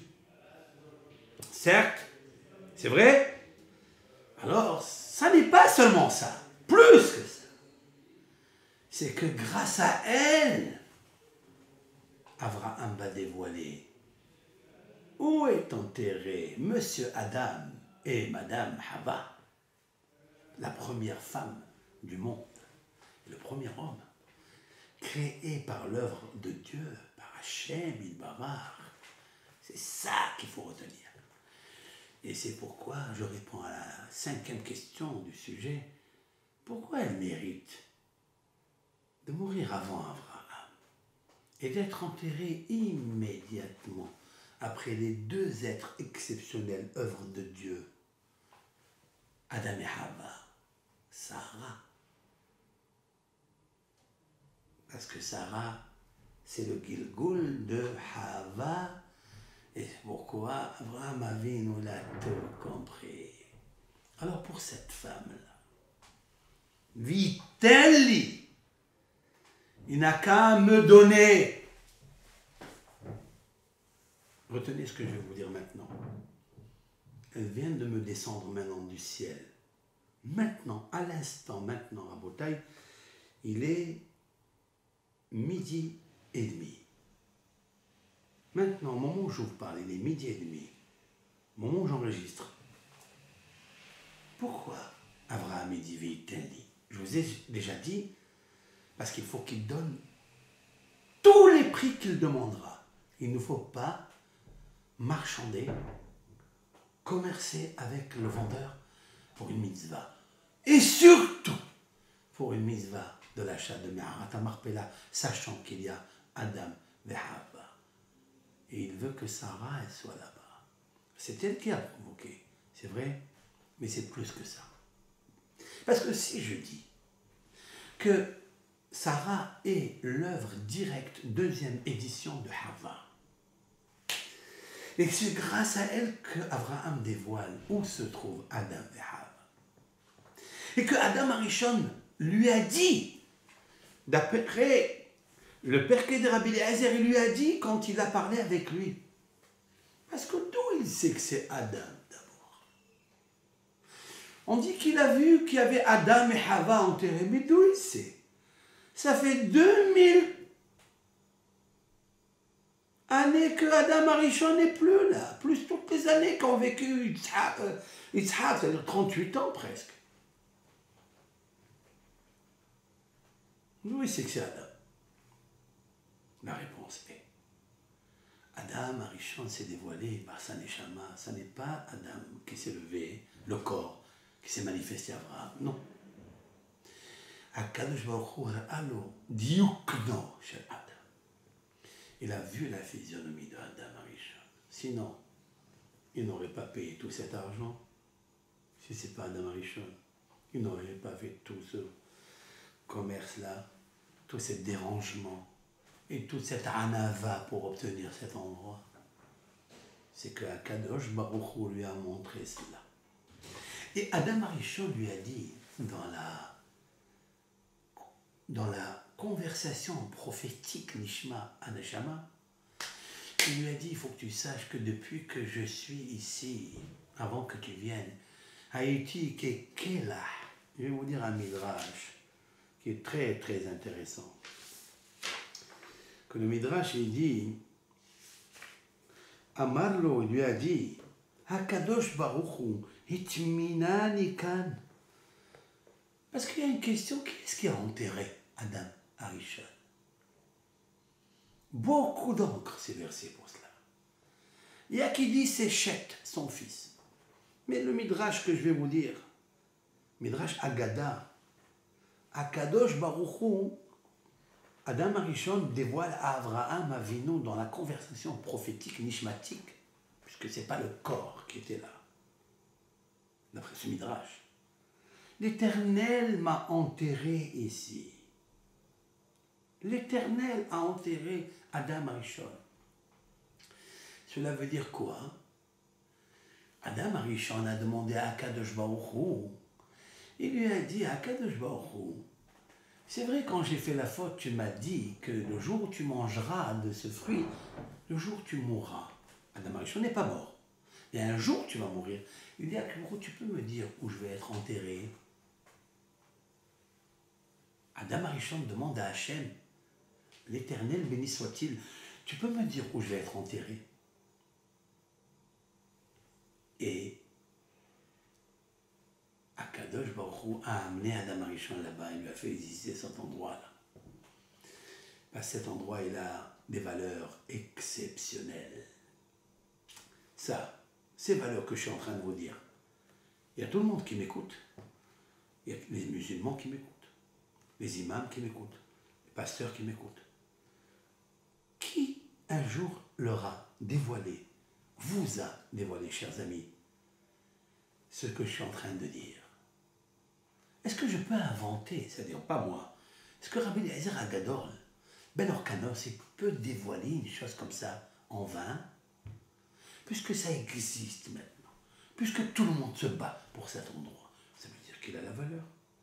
Ça veut dire que les midrashim qui ont été dit il y a 2000 ans, avant qu'il y ait toute la religion, de la chrétienté de Isho ou de Mohamed, le prophète, il n'y a que 1750 années ou 1800. Et bien avant, on a dévoilé ici quelque chose d'extraordinaire.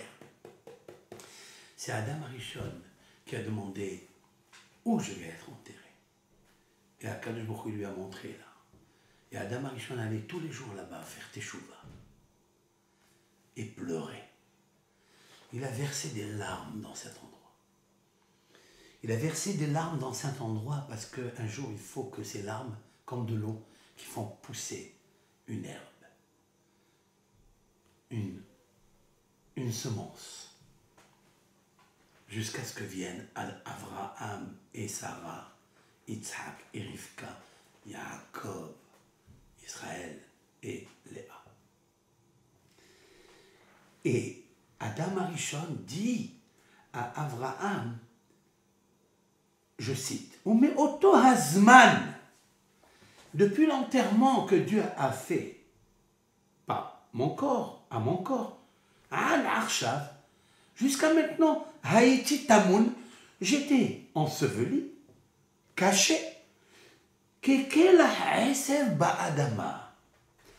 comme comme une tige, comme une végétation dans la terre. Jusqu'à ce que tu sois venu au monde. Et maintenant que je te vois, je sais qui tu es. Je sais que tu es moi, ma réparation. C'est magnifique ça. Kol Akiyum, tout le monde entier, l'univers, chez lui, il est à moi, puisque Dieu m'a créé à moi. Direct.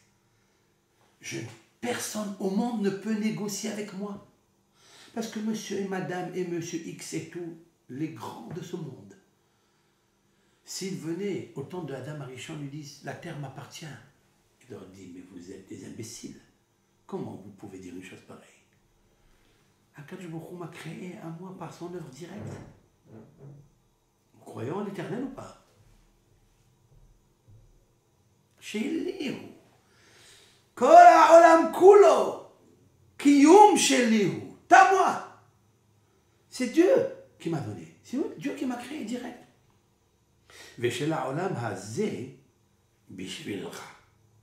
Il dit maintenant, ce monde, il dit à Adam Arishon, à Abraham, il est bishvilcha. ואם תאמר, אם כל כך הרבה התאווה אברהם למערה זו, למה לא קנה אותה עד עכשיו? Et mon midrash, ici c'est tellement fort que Abraham a envié cet endroit parce qu'il est important. C'est toute l'histoire du monde, du premier homme.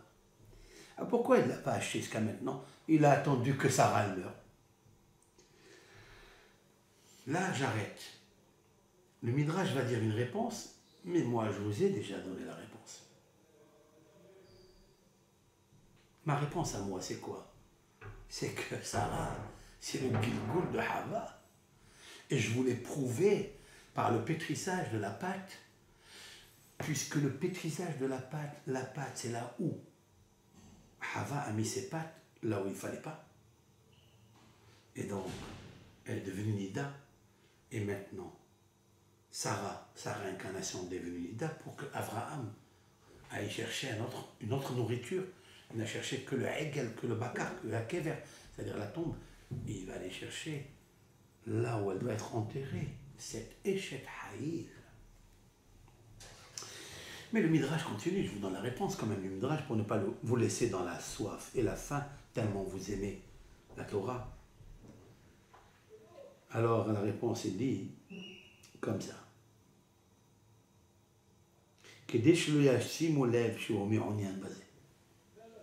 Pour ne pas que tous les commerçants qui gravitent autour de cet endroit, tous les habitants, ils ne se réveillent pas pour mettre le cœur et de savoir pourquoi Abraham s'intéresse en fait à cet endroit.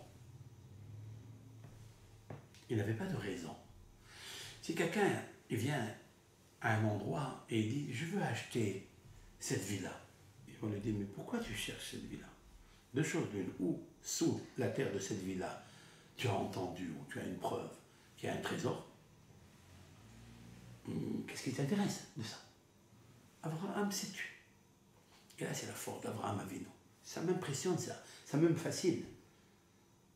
J'ai même envie de tressaillir de joie, c'est-à-dire pleurer de joie. Abraham Avinu, la force, qu'il est resté dans le silence, il n'a jamais dit quelque chose. Il n'a jamais dévoilé. Et voilà que Adam Arishon lui dévoile tout.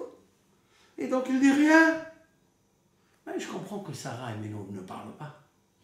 J'ai compris pourquoi maintenant Esther Amalka elle est sortie de Sarah, qu'elle n'a jamais dit d'où elle venait, comme lui a ordonné Mordechai. C'est pour ça qu'elle a gouverné 127 provinces, comme les années de Sarah, 127 années. Parce que Ahaza, Biplachashtika, parce qu'elle a gardé la force du silence. Et ça, c'est grandiose. Chose que nous ne faisons pas. Et c'est pour ça que des fois ça capite, malheureusement. Donc il n'a pas voulu dire. Maintenant que Sarah est morte, Il est arrivé le moment d'aller la chercher et de la réclamer. Le Midrash dit les tvoa ota. En fait, les tvoa ota, ça veut dire la réclamer, ça veut dire elle est à lui. Adam Arishon lui a dit mais ça, qui va dire que c'est vrai ce qu'il raconte? Tu peux venir dire Adam Arishon c'est voilé, c'est pas voilé. S'il leur dit ça, pshat. Abraham Avinu tout court, il aurait dit écoutez, moi je viens ici, vous savez, il y a ici 2 corps qui sont enterrés. Ils vont lui dire ici, il n'y a personne qui est enterré. Il fait un pari avec eux. Oui, ils sont enterrés 2 personnes ici. Je vais vous le montrer, il leur montre. Il dit donc ça me appartient. Mais d'où tu le sais, monsieur? Je le sais parce qu'il s'est dévoilé à moi. Ouh là là, on va rentrer dans une histoire sans fin. Ils auraient dit Ephron, ah maintenant que tu nous dis une chose comme ça, alors ça nous appartient ici. On va mettre l'interdit de rentrer. Comme ils ont fait les Turcs. Quand ils ont pris cet endroit, ils ont interdit aux Juifs de rentrer pèleriner leur patriarche. Leur patriarche. Yaakov, il t'appartient, Yaakov.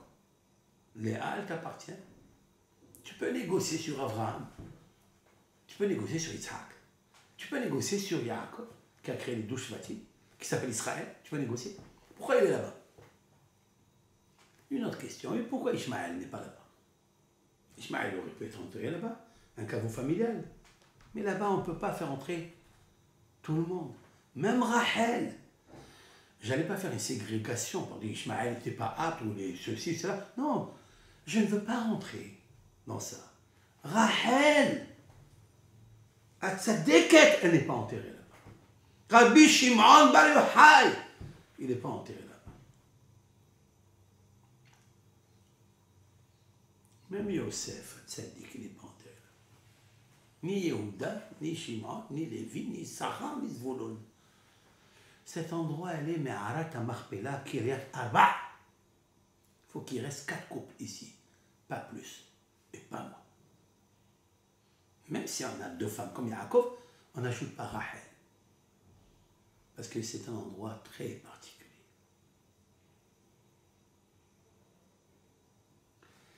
Donc Abraham Avinu n'a pas voulu dévoiler, mais maintenant qu'il est arrivé le moment, lorsqu'il a voulu enterrer Sarah, il a fait avec stratagème. Il n'a jamais demandé la grotte, la caverne, et là, il a dit donnez-moi une parcelle ici, parmi vous. Il a demandé rien à Ephron. Et là, il a demandé aux enfants de Heth. Pourquoi? Lorsque les enfants, d'après ce midrash, ils lui ont dit devant Ephron, tu es le Seigneur, le prince, et tu es le roi parmi nous. Az amar lahem shema'uni ufiquni be'Ephron ben Tsohar vitelni et me'arat HaMachpelah asher lo. Une fois que Akadosh Baruch Hu leur a mis dans la bouche, comme j'ai dit tout à l'heure, pour cause de la hanava de Abraham, qu'il est qu'un citoyen, qu'un étranger, que juste, je veux un endroit ici, parmi vous, hein, comme vous. Ils ont sorti de leur bouche, parce que Dieu leur a dit, tu es Seigneur, tu es Nassi, tu es Elohim. La hanava, elle a provoqué qu'elle demande maintenant. Non, alors, si c'est comme ça, si vous considérez que je suis un Seigneur, un président et un roi, un Dieu presque, alors donnez-moi à parler avec Ephron, qui me donne cet endroit. Quel chokhma d'Abraham Avinu. Quel midrash éclatant, éblouissant, meratek, madhim. Alors, présentez-moi. Il leur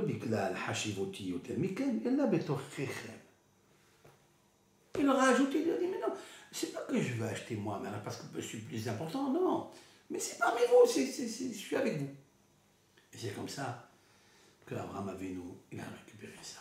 Mais attendez, comme je dis maintenant, que grâce à Sarah, en fait, Dieu, il a fait passer par Sarah qu'elle devienne Nida juste au pétrissage. Parce qu'il y a ici un sage, qui est Dieu, qui pétrit toutes ce que doit arriver dans le monde. Mais c'est là où je finis mon cours avec ce vort que j'ai commencé, mais je ne l'ai pas dit parce que je voulais apporter ce midrash. Vitelli et quand il dit Vitelli, comme j'ai dit, au prix le plus fort, sans négocier, mais je voudrais dire quelque chose. Vous vous rappelez que Hava, lorsqu'elle a pris le fruit interdit, elle a mangé d'abord, et après il est marqué dans la Torah, Vatiten, Gam le Isha, Vayora. Et elle a donné aussi à son mari, et il a mangé. Vous vous rappelez de ça? C'est ça que Abraham veut corriger. Abraham, il veut corriger quelque chose. Que Hava n'a pas foutu seule. Elle a entraîné son mari. Donc Sarah, qui a dévoilé, grâce à elle plutôt, on a dévoilé, et Abraham a dévoilé, le Me'arat Marpella. Il ne suffit pas de corriger que la Nida. Il ne faut pas corriger seulement le pétrissage, le pain qu'elle a mangé, mais plus que ça, ce qu'elle a donné à son mari. Et c'est pour ça qu'Abraham Avinu, il veut donner tout pour réparer ce qu'elle a donné à Hava, à Adam, pour manger. Viteli. Alors il me donne tout, avec ce qu'un jour, moi, Adam, c'est-à-dire Abraham, j'ai pris de la main de Hava, donc de la main de Sarah, je veux le corriger maintenant. Demande-moi ce que tu veux. Et je te donne. Et voilà que, et c'est là où j'arrête mon shiur avec l'aide d'Hachem, je voulais ajouter un vort. Douche gadol. Ah, il rencontre, ou il ne le rencontre pas, à Ephron. Et Ephron, il lui dit, 400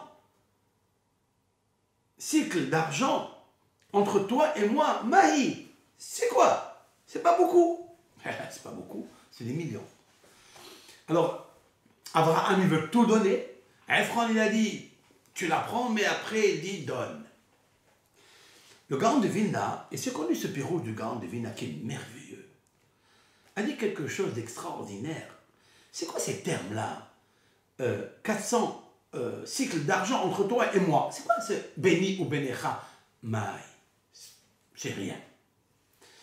Le Gaon de Vilna fait remarquer que les deux prénoms, Abraham et Ephron, le milieu, alors Abraham comporte 5 lettres. Ephron comporte 5 lettres. Le milieu des prénoms, donc Abraham, il y a le Aleph, le Bet, le Resh, le He et le Met. Le Resh, c'est 200 en valeur numérique. Abraham, Resh, valeur numérique 200. Et puis, Ephron, aussi, Aïn fait Resh, Vav, Nun. Aïn fait Resh, le troisième lettre, donc le milieu, c'est Resh, c'est 200. 200 de Ephron et 200 d'Abraham, ça fait 400. Alors, c'est ça qu'il lui dit à Ephron. Il dit, entre nos prénoms, ce qui est entre nos prénoms, ça veut dire celui qui est au milieu, qui est entre ton prénom et le mien, c'est le Resh, et le Resh, c'est 400. Donne-moi alors.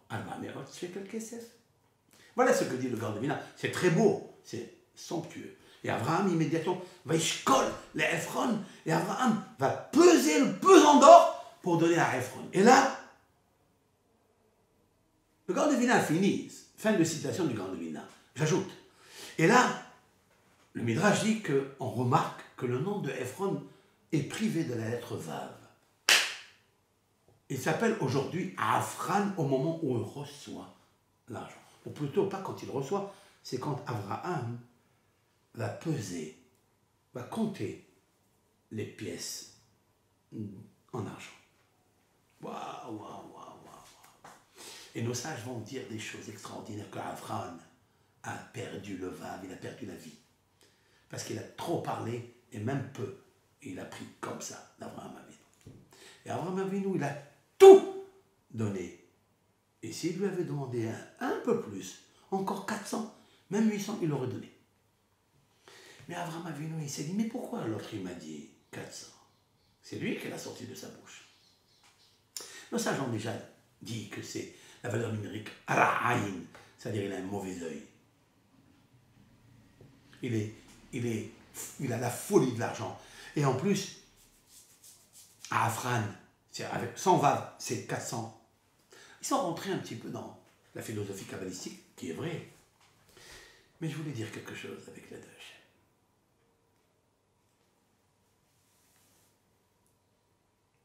Rabbeinu Behaye, à la Torah, il dit quelle est la signification d'enlever le vav ou d'ajouter le vav dans Ephron? Qu'est-ce qu'il y a? Il dit Rabbeinu Behaye quelque chose d'extraordinaire. Tant que le vav de Ephron était dans le nom de Ephron, c'est lui qui possédait la Me'arat Marpella, la caverne de Marpella. Pourquoi? Parce que ce vav-là, il indique la vie. Et en haut, dans le ciel, on lui a donné ce nom-là parce que le mot Ephron vient du mot Afar. Voilà. Et donc, Me'arat Marpella, où est enterré Adam Arishon, c'est à lui. Mais une fois qu'il a pris les 412 et Abraham lui a donné l'argent, au moment où il lui pesait ou comptait l'argent, il a perdu le vav. Dès qu'il a perdu le vav, finish. Il est devenu Afran. Ça veut dire qu'il est devenu du sable. C'est lui qui est responsable, parce qu'il a volé cet argent. Et à ce moment-là, Akadosh Baruch Hu a décidé que ce n'est plus à lui, qu'elle appartient à Abraham. Tant qu'il avait le vav, il est raccroché avec le haut. Mais dès qu'il a enlevé le vav, il n'y a plus de vav à Hibour. Il n'y a plus de connexion entre le haut et le bas. Abraham a perdu. C'est une dimension tellement forte, kabbalistique. Qu'est-ce que c'est que le prénom d'un homme? Ok. Voici ce que dit Rabbeinu Behaye. Maintenant, j'ajouterai sur le pied rouge du Gaon de Vilne. Écoutez bien.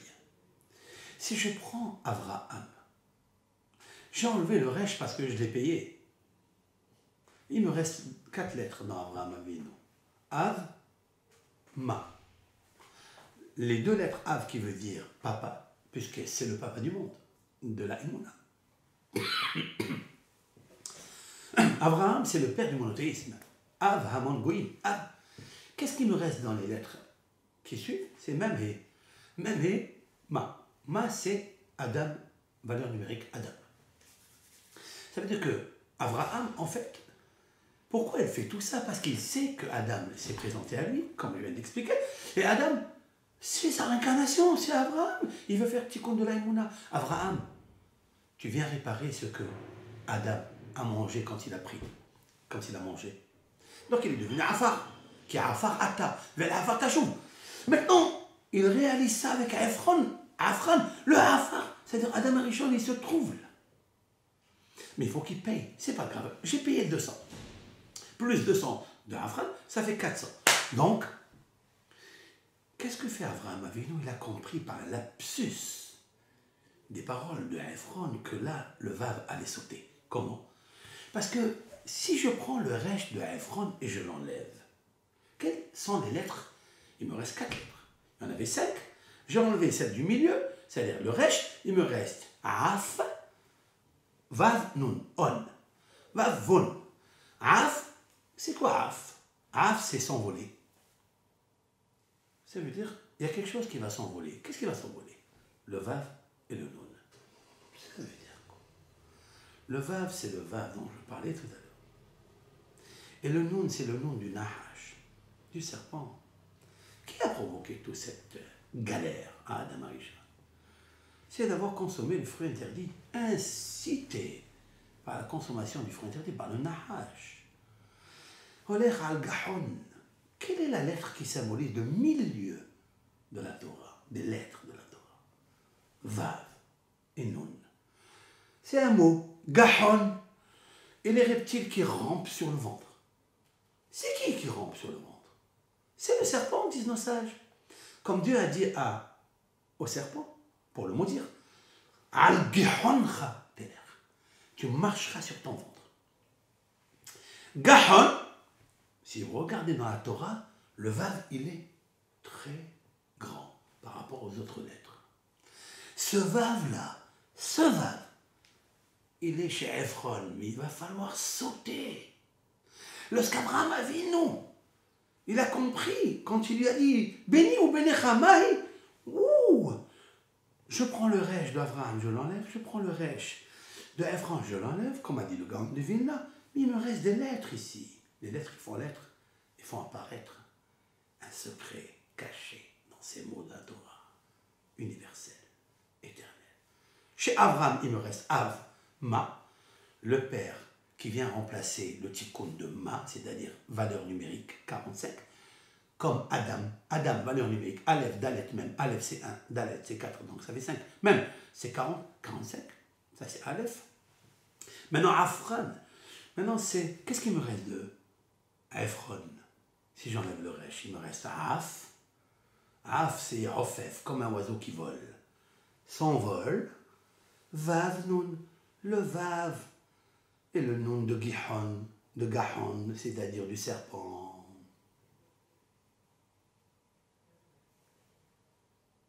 Et c'est pour ça qu'il lui dit Maï. Entre moi et toi, Maï. C'est quoi Maï? Ma, ça peut être singulier. Pourquoi I?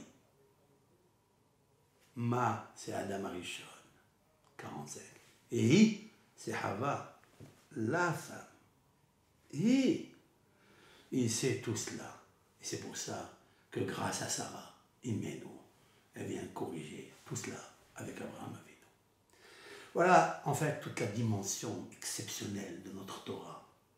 J'espère que ce pirouche que j'ai donné avec l'aide de Hachem aujourd'hui, c'est un pirouche Nachon et Amiti, et que Bisroudze Akhlouchou, il donne la force à Israël. Ce shiur-là, avec l'aide d'Hachem, je l'adresse à l'adresse de la famille qui a été brûlée, vif, dans une voiture, le père et la mère et les 6 enfants.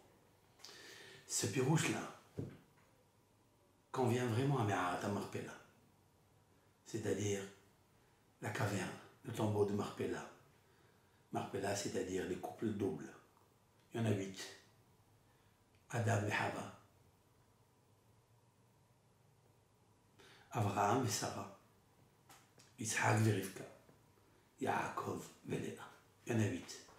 Alors pour les 8 âmes qui sont montées dans Jérusalem d'en haut, que Akhlouchou leur donne toute la force, l'élévation de leur âme. Et que nous, les vivants, nous devons apprendre et prendre la morale à tirer. C'est-à-dire de se tirer un petit peu des avérotes et de tirer la tchouva à l'intérieur de nos cœurs. Be'adat Hashem Barach. Shabbat Shalom à tout le monde.